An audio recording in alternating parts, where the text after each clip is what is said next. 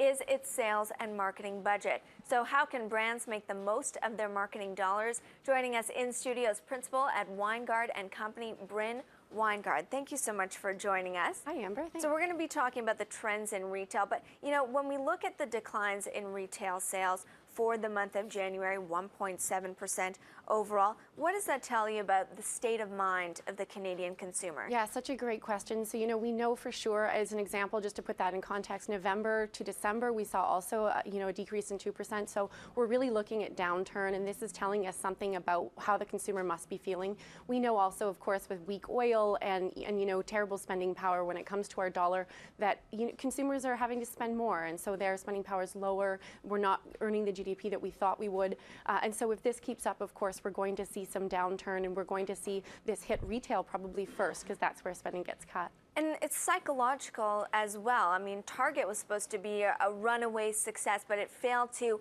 win the hearts largely of Canadians. What do smart retailers do to really capture the heart? Yeah, good question. So what we look at, especially nowadays, is not just the heart, but the brain, right? And so we look at how it is that companies can really tap into what's happening in your brain to make things, make you want to buy and make you want to have product interest and purchase interest. And so we know that most processing, as an example, is happening at the subcortical level or not under your conscious control. And so what that allows is that, really markets or retailers that are looking at those kind of things are doing better. Target, of course, as you say, not going to get into the heart of people because they really didn't understand what the drivers were, especially in the Canadian market. But smart retailers really looking at what it is that drives people to purchase and some of those subcortical and brain-based factors. And let's get into some examples, because so many dollars are spent on what does your store smell like? What is the music that you're playing? Is that the kind of studies that we're talking about? Who does that kind of work the best? Yeah, absolutely. So, companies that are doing this the best are the ones that do realize, like you say, that we have to use all the five senses. So touch, taste, smell, of course.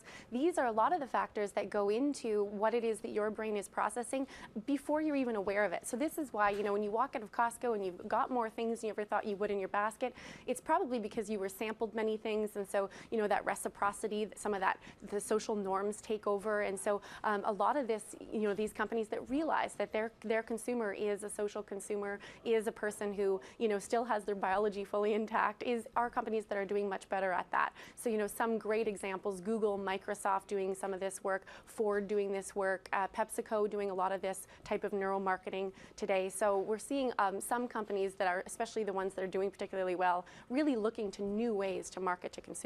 What's a specific example of neuromarketing? I'm still trying to wrap my head around this. Yeah. So, as an example, we know that red, yellow, and white are colors that are processed by the visual cortices and then fed to the subconscious brain that makes decisions about brands and purchase interest and product interest first. And so those colors, if you're driving down the I-75 and you see the golden arches, in actual fact, before you've seen them, your brain has made a purchase decision already. And so a lot of those types of imaging studies and so on are what the research is telling us about how it is that brains are starting to make decisions, purchase decisions, before you're even consciously aware that you've made that decision. That's fascinating. And how is mobile going to play into this?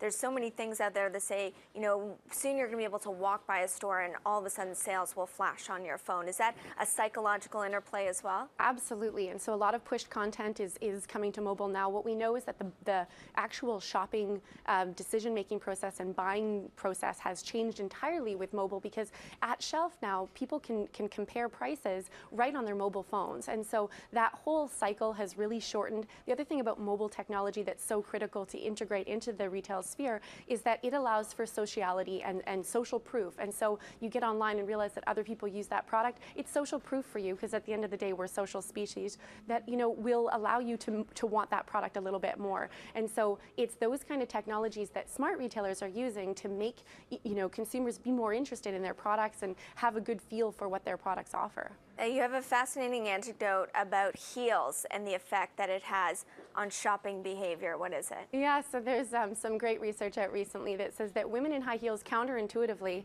feel less balanced. As you and I know, heels are harder to balance in. And so, when they make those purchase decisions, they're actually less likely to spend more money counterintuitively, than others in flatter shoes that are more stable, because figuratively and literally speaking, they're trying to create more balance in their life. And so women in heels spend less money. So you should get them to change their shoes at the door when they walk into the There store. you go. Yeah, Thank you absolutely. very much Thank for you, your Amber. thoughts. Fascinating stuff. That was Bryn Weingard, principal at Weingard and Company.